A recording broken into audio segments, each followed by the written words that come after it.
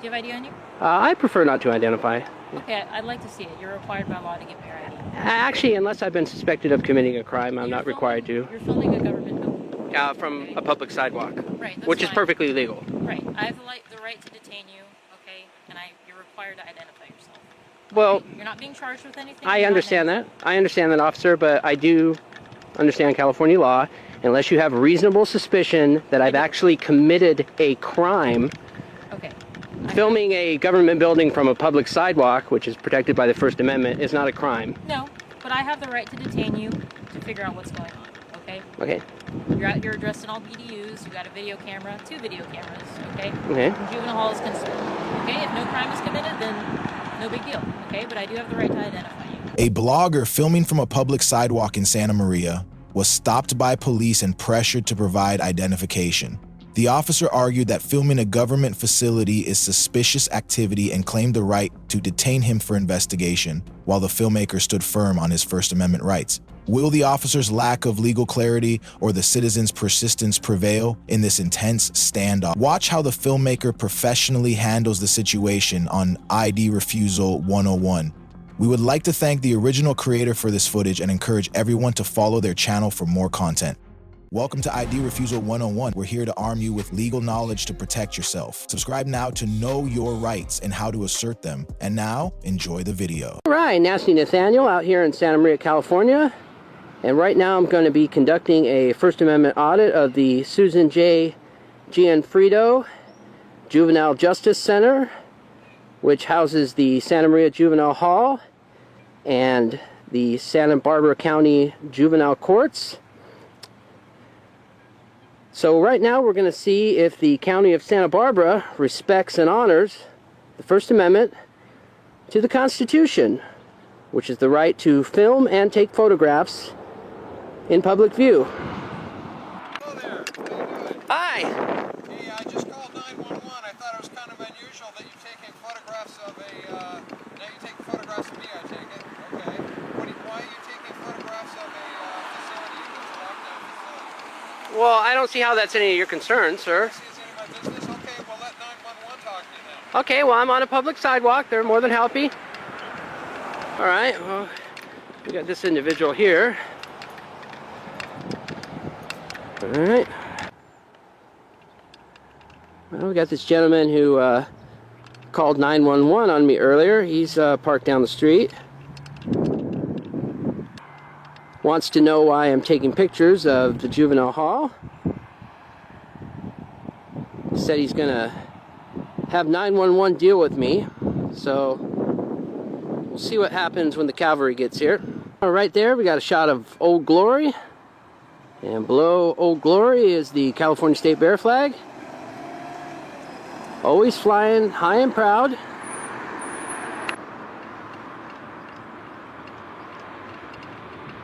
This looks like some kind of a entrance for prisoner transport vehicles. We got the Santa Maria Police Department on the scene.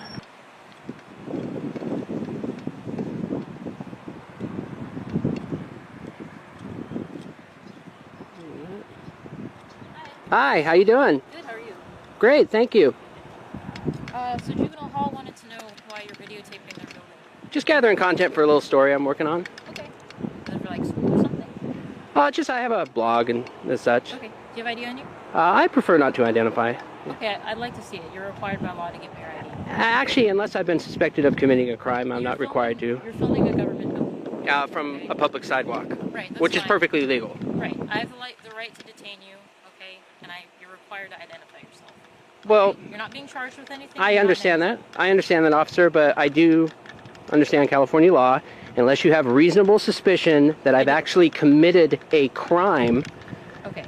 filming a government building from a public sidewalk, which is protected by the First Amendment, is not a crime. No, but I have the right to detain you to figure out what's going on, okay? Okay.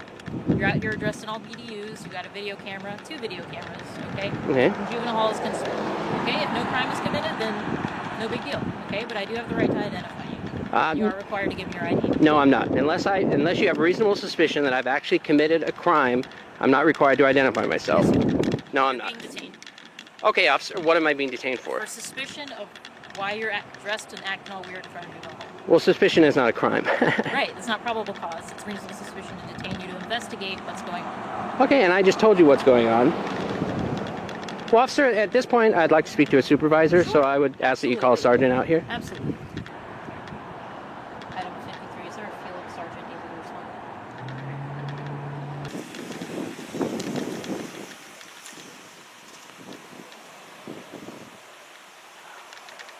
How you doing, dude? Hi, how you doing, sir? Good. What's going on today? Just gathering content for a little story. Little what? Just gathering content, like B-roll, for a little story I'm doing. Ooh, what's the story on? It's just for a blog I write. What's the blog about? I'd rather not say it this time, because it's not published yet, so, you know, just getting some B-roll. Whatever. Okay. Okay, but you understand why we came out here? I understand. Okay. So do you think it's a little weird that you're out here filming juvenile hall? Okay. Well, I've been on the public sidewalk the whole time. No, that's I fine. haven't gone Not on saying- any not saying restricted anything areas. wrong with that, Okay. but we just want to make sure that you're not coming out here trying to snoop around and do something, because people tend to do reconnaissance, you know? Yeah. You want to talk to the sergeant, I take it? Yeah, because like the other officer, you know, she asked for my ID. I respectfully declined because, you know, I know what my rights are. Unless there's reasonable suspicion that a crime has actually been committed, I'm not required to identify myself. So the other officer here is suggesting that she has the right to ID me. I'm saying no. So at this point, I think it would be best to have a supervisor come out and we can clarify all this. That's fine. Okay. Whatever. Make it easy that way. As the backup officer intervenes in Santa Maria, the dialogue shifts toward a psychological trap, the reconnaissance theory. The police attempt to label the cameraman's Brommel filming for his blog as suspicious surveillance for malicious intent. However, this police tactic cannot substitute for reasonable suspicion under the Fourth Amendment. The filmmaker executes a professional ID refusal by stating he remains on a public sidewalk where the First Amendment protects the right to record. Demanding identification based solely on a feeling of weirdness without evidence of a crime is a clear sign of police misconduct. In these encounters, ID refusal is essential to safeguarding civil rights. The filmmaker is legally correct to demand a supervisor to address this flawed detention process. You must stay firm with ID refusal when officers fail to provide a legitimate legal basis. Consistently practicing ID refusal ensures that constitutional boundaries are respected by law enforcement. So just to clarify, I am being legally detained. I'm not free to leave. As far as I know, you haven't done anything criminal. We just asked who you were. Okay. That's all. Well, the other officer here said that I was being detained. So, I think it's suspicious that you're out here filming a juvenile hall. okay. Yeah, I was detaining you to find out who you are. Oh, so I am being detained. I am detaining you. I'm not free to leave then. Okay. All right. I'm not accusing you of any crime or anything. I'm just trying to figure out why you're out here. Okay. And like I said, I understand that. You got a call for service. You have to come out and investigate. I explained to you what I was doing. But, you know, and you've even admitted that I'm not doing anything wrong. There's no crime being committed. Crime being committed. Then I really don't understand why I'm being detained then. Do you want to speak to our sergeant? If I'm being detained, yes. The confusion of the Santa Maria officers becomes evident as they provide conflicting definitions of detention. While the male officer attempts to downplay the situation by admitting no crime has occurred, the female officer flatly states she is detaining the filmmaker just to find out who he is. This is a significant legal failure. Under the Fourth Amendment, police cannot detain a citizen merely to satisfy curiosity. Such behavior borders on police misconduct as they conflate a consensual encounter with a formal detention. The filmmaker executes a brilliant ID refusal by forcing the officers to admit he is detained without any reasonable suspicion of criminal activity. Applying ID refusal in this context is the most powerful legal tool to counter overreach. If an officer admits no crime has been committed yet refuses to let you leave, it constitutes an unlawful seizure. Always remember your ID refusal rights and demand a supervisor, as this filmmaker did, to protect your interests against officers who misunderstand the law. Consistently practicing ID refusal is key to upholding the First Amendment on the streets. Department. Today's date is 1/23 of 2017. The time is 16:13 hours. Are you getting that? Yes, sir. Okay, good. I want it stamped too, okay?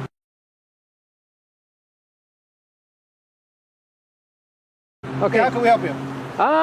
Nothing. I just, your officers made contact with me. I explained to them I'm Okay. gathering content for a little story I'm doing. Alrighty. And one of your officers, she wanted to see my ID. I told her I'd prefer not to. And Actually, we do have the right to ask you for your ID because they call us here. It is a juvenile hall facility here, so we do have your authority. Okay, so if you're doing a story, yes, we do have that right, sir. Okay, and I explained to your officer that unless I understand California law, I've been through this before. Okay. Unless you have reasonable suspicion that We do have reasonable suspicions that I've actually committed a crime. No. Hear me out, okay? Okay. Listen to her. So we have people that do reconnaissance on police, on our juvenile hall facilities, jail facilities, people that Okay. gather information, take video surveillance, try to identify us, identify our vehicles, and do all that kind of stuff for malicious purposes, okay? And I'm not saying that's what you're doing. I don't know what you're doing out here. You're saying that you're doing this for a blog or whatever. So we're detaining you to figure out whether or not you're doing this for malicious purposes or completely innocent purposes. And if it's for completely innocent purposes, that's totally fine. But we do have the right to identify you, okay? And if we ID you and everything's good to go, then you're fine. And I have a right to decline because I know the law. I know my right. I'm not trying to be confrontational or anything.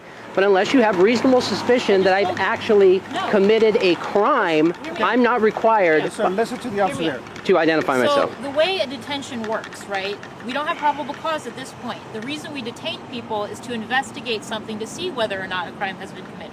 So when we detain somebody, at that point, we do not know whether or not a crime has been committed or not yet.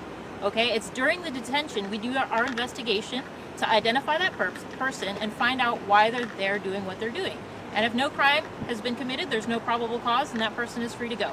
But during a detention, that's when we do our investigation. At that point, the person is required to identify themselves by law. No crime has been committed that I can tell at this point. You're right. That's correct. Okay. But we still have the right to detain you and to identify you. Okay?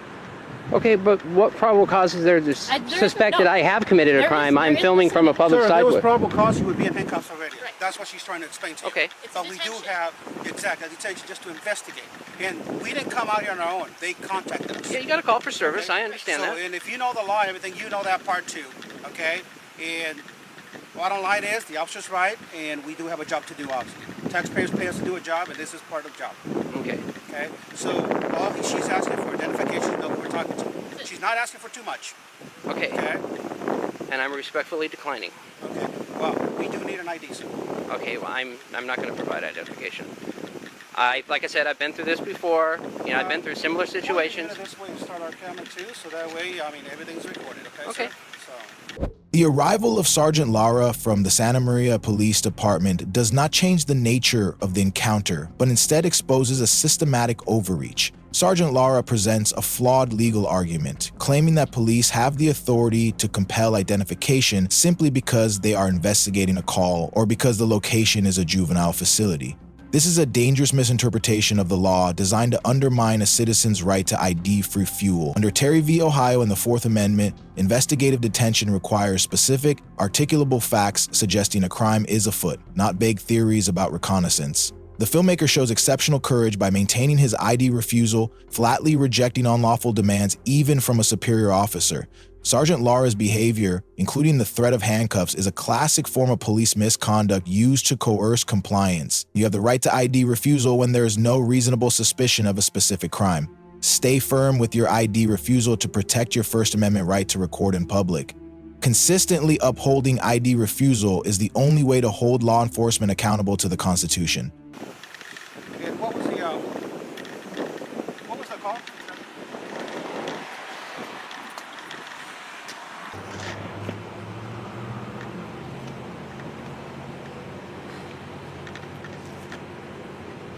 Doing the story for or anything?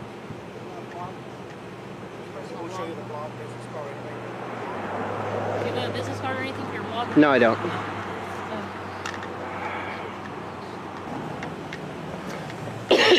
All right, this is what's going to happen. Okay, sir. Okay? We're going to stand around so you take care of your business. Okay? And then whatever you need for your blog, do the filming here from here. And obviously that's private property over there. Okay. And then just leave when you're ready. Okay? But we're going to stand around here to make sure that the facility is safe. Okay, that's because perfectly there are fine. kids in here, and that's our main concern here, kids. Okay, so we don't know what you're doing here, and we don't feel comfortable just leaving you here. So we are going to stick around, and then when you're ready to when you're done, then you can leave. Actually, I'm already ready. Well, then we can get Yeah. going then. Okay. Okay. And everything will be documented. We're writing a report and everything, all the Okay. pictures and everything. So we have our own little information too. Okay. Okay. All right. So whenever you're ready, you can get out of here or Okay. whatever you're going to do. So I'm no longer being detained. I'm free to go. You're free to go. Okay.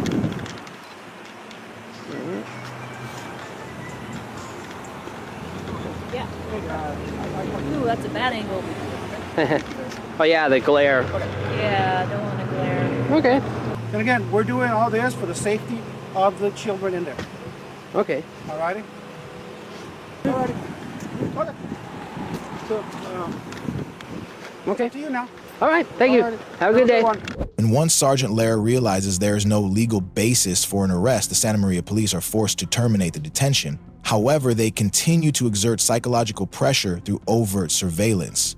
The filmmaker achieves a definitive victory in this encounter thanks to his steadfast ID refusal tactics. Although the officers used the pretext of child safety to justify their interference, recording from a public sidewalk remains fully protected under the First Amendment. The sight of 4 officers standing around merely to take photos of a citizen is a prime example of wasting public resources and intimidatory police misconduct. The filmmaker proves that when you understand the Fourth Amendment and execute ID refusal correctly, law enforcement cannot force you to surrender your privacy. The lesson here is to remain professional, know the law, and never compromise on unlawful identification demands. ID refusal serves as the final line of defense for personal liberty against police overreach. Consistently practicing ID refusal ensures that your constitutional rights are not just words on paper, but a reality on the streets.